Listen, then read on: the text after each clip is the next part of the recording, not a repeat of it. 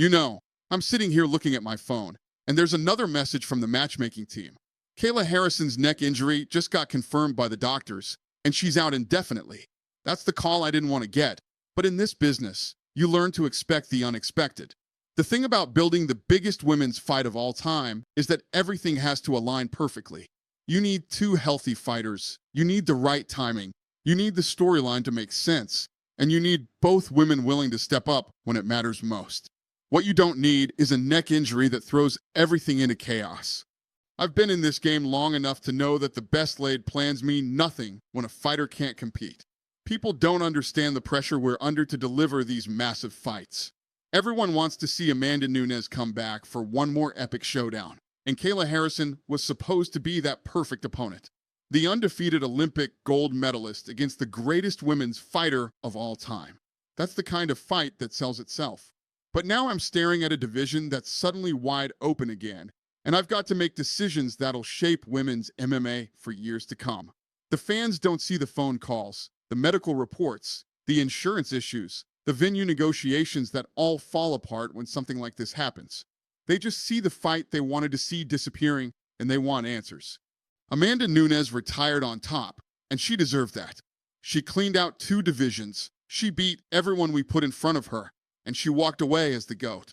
But when we started talking about bringing her back for one more fight, one more payday, one more chance to cement her legacy even further, she was interested. The problem is, there aren't many fighters out there who can share the cage with Amanda and make it feel like a legitimate super fight. Kayla Harrison was different. She brought something no one else could bring, an undefeated record, Olympic credentials, and a skill set that posed real problems for anyone in the division. The casual fans knew her name from her judo background. The hardcore fans respected her PFL dominance, and she had that aura of invincibility that makes for compelling television. When Kayla signed with us, the first conversation we had was about building towards something special. Not just another fight, but a fight that would define both of their careers. I told her straight up, if you want the biggest payday in women's MMA history, if you want the fight that everyone will remember decades from now, Amanda Nunes is the only name that makes sense. The negotiations were complicated because both women know their worth. Amanda doesn't need to fight anyone. She's got her legacy, she's got her money, and she's got nothing left to prove. Kayla, on the other hand, she's hungry. She wants to prove that her undefeated record means something against the best competition in the world. We spent months working out the details, not just the financial terms, but the whole production around it. This wasn't going to be just another pay-per-view main event. This was going to be an event that transcended women's MMA and became a cultural moment. The marketing campaign alone was going to cost more than most fighters make in their entire careers. The irony is that Kayla's injury comes at the worst possible time for everyone involved. Amanda's not getting any younger, and her window for coming back is narrow. If she's going to do this, it needs to happen sooner rather than later. But without Kayla, we're back to looking at a division that doesn't have another obvious opponent for Amanda. People keep asking me about other matchups, other possibilities. What about Juliana Painter again? What about some of the newer faces in the division? The reality is that none of those fights generate the same level of excitement. None of them have the same stakes. None of them feel like must-see television in the way that Amanda versus Kayla would have felt.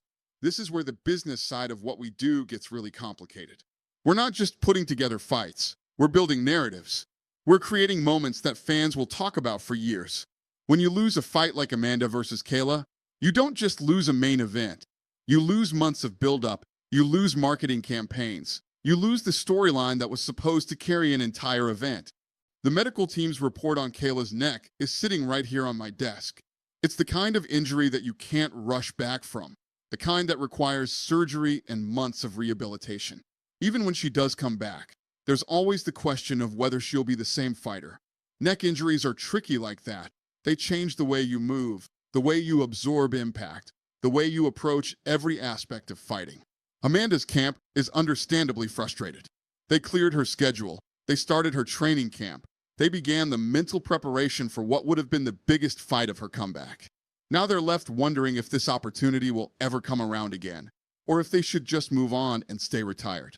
The truth is, I don't know what happens next. That's not something I'm comfortable admitting, but it's the reality of this situation. We could wait for Kayla to recover, but that might take 8 months, 12 months, maybe more. We could try to convince Amanda to take another fight, but nothing else on the table comes close to generating the same level of interest. What I do know is that women's MMA deserves better than this. The division has been building towards something special, and injuries like this remind you how fragile these plans can be. One moment you're planning the biggest women's fight in UFC history. The next moment you're starting over from scratch. The fighters in the bantamweight and featherweight divisions are watching all of this unfold, knowing that Kayla's injury might create opportunities for them. But they also know that none of them bring what Kayla brought to the table. None of them have her combination of credentials, marketability, and genuine threat to Amanda's legacy. This business teaches you to have backup plans for your backup plans. But sometimes there are situations where no backup plan feels adequate. When you're dealing with once-in-a-generation athletes and once-in-a-generation matchups, the alternatives always feel like consolation prizes. I keep thinking about all the fans who are already planning to buy tickets, planning to order the pay-per-view, planning to witness what would have been a historic night for women's combat sports. Those fans deserve to see that fight, and now they're left with nothing but speculation about what might have been. The other promotions are watching this situation closely too. They see an opportunity to step up and fill the void that we can't fill right now. But they don't have Amanda Nunes, and they don't have the platform to give a fight like this the treatment it deserves. Still, it's frustrating to know that our inability to deliver this fight might benefit our competitors. Kayla's team is devastated, and rightfully so. They know how rare these opportunities are, how difficult it is to get everything aligned for a super fight. They also know that by the time Kayla is healthy enough to compete at this level again, the landscape might have changed completely. Amanda might have moved on permanently, the division might have new stars, and the moment might have passed. What bothers me most is how this affects the perception of women's MMA. Just when we were about to deliver something truly special, something that would elevate the entire sport, we're forced to put everything on hold. It reinforces the idea that women's fights are somehow less reliable, less important, less worthy of the main event spotlight. That perception isn't fair, but it's real. Every time a big women's fight falls through, it becomes harder to convince broadcasters, sponsors, and fans that they should invest emotionally and financially in women's MMA.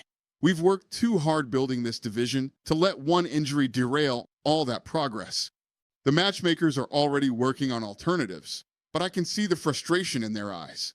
They know that whatever we put together next won't generate the same buzz, won't sell the same number of pay-per-views, won't create the same cultural impact. They're good at their jobs, but they can't manufacture the kind of organic excitement that Amanda versus Kayla would have generated. I've been getting calls from media outlets wanting to know our next move, wanting some kind of statement about the future of women's MMA, wanting reassurance that we're not abandoning our commitment to building big women's fights. The honest answer is that I don't have those reassurances to give right now. What I can say is that we're not giving up. Injuries are part of this sport. Setbacks are part of this business, and disappointments are part of building something great. Kayla Harrison will recover. Amanda Nunes will make her decision about whether to wait or move on, and we'll figure out how to move forward. But right now, sitting here with this medical report in front of me, I'm just another fight fan who wanted to see something special and got reminded that sometimes the sport doesn't cooperate with your plans. Sometimes the biggest fights are the ones that never happen, and sometimes the most important conversations are about managing disappointment rather than celebrating success. The women's division will survive this. It's survived bigger setbacks before. But moments like this remind you how precious these opportunities are and how quickly they can disappear. When you get the chance to build something historic, you better hope everyone stays healthy long enough to see it through. The financial implications of this cancellation go far beyond what most people realize. We're not just talking about gate revenue or pay-per-view buys. We're talking about a marketing ecosystem that was being built around this fight. Sponsorship deals were already in motion. International broadcasting agreements were being negotiated based on projected viewership numbers that only a Nunes versus Harrison fight could deliver. Our broadcast partners had cleared premium time slots, planning their entire programming strategy around this event. When I have to call them and explain that the fight they were counting on to drive their quarterly numbers just evaporated, Those aren't easy conversations. These networks invest millions in promotional campaigns, and they need certainty. Uncertainty costs everyone money. The sponsorship side is even more complicated. Major brands don't just write checks. They build integrated marketing campaigns that span months. When Kayla got injured, we didn't just lose a fight. We lost partnerships that had been crafted specifically around the narrative of Olympic champion versus GOAT. You can't just swap in another fighter and expect the same level of brand engagement. Amanda's situation is particularly delicate because she's not desperate for this fight financially. She doesn't need the money. She doesn't need the validation. And she sure as hell doesn't need the stress of maintaining fighting shape indefinitely while we figure out what comes next.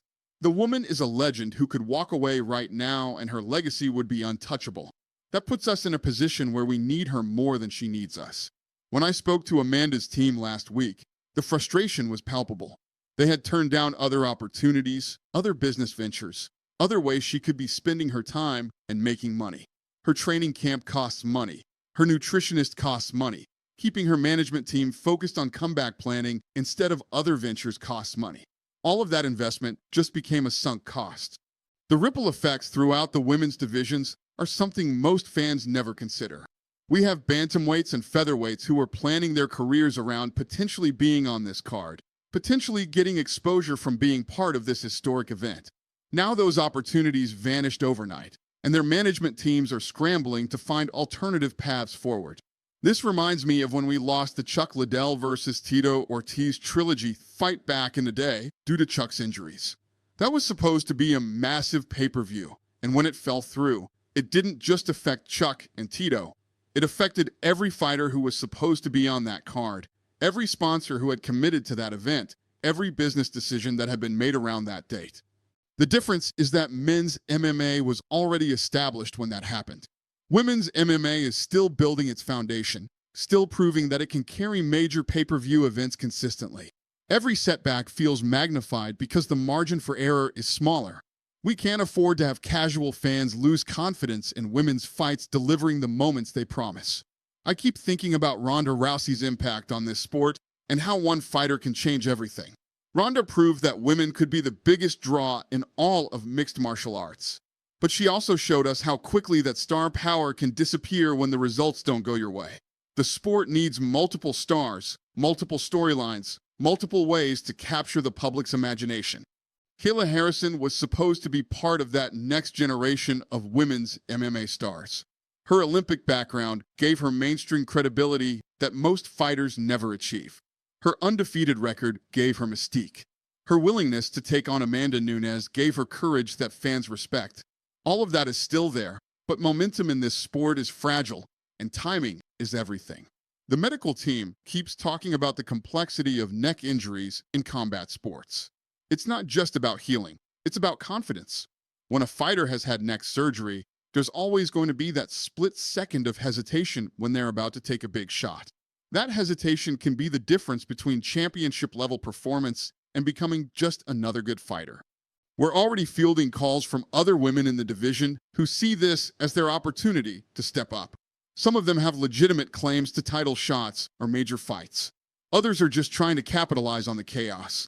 The challenge is separating the fighters who can actually deliver on the big stage from those who just want the spotlight.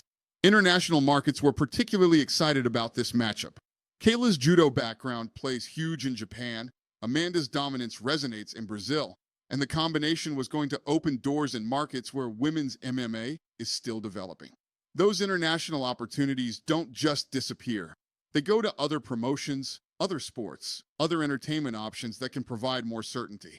Look, I've been doing this for over 2 decades, and I've learned that you can't control injuries. You can't control timing. You can't control every variable that goes into making a super fight happen. But what you can control is how you respond when things don't go according to plan. Right now, I'm still figuring out what that response looks like, but I know it starts with being honest about how frustrating this situation really is. The one thing I keep coming back to is that this sport has always been about overcoming obstacles. Every major breakthrough we've had has come after some kind of setback. When we lost our first television deal, when pay-per-view numbers weren't what we needed them to be, when fighters got injured at the worst possible times, we found ways to adapt and come back stronger. Maybe that's what this moment is really about. Maybe losing the biggest women's fight we've ever planned forces us to think differently about how we build these divisions. Maybe it pushes us to develop more depth, more storylines, more fighters who can step up when opportunity calls. What I won't do is let this derail our commitment to women's MMA. The sport is too important, the athletes are too talented, and the fans deserve better than watching us retreat when things get complicated. We'll find another way to make history, even if it's not the way we originally planned.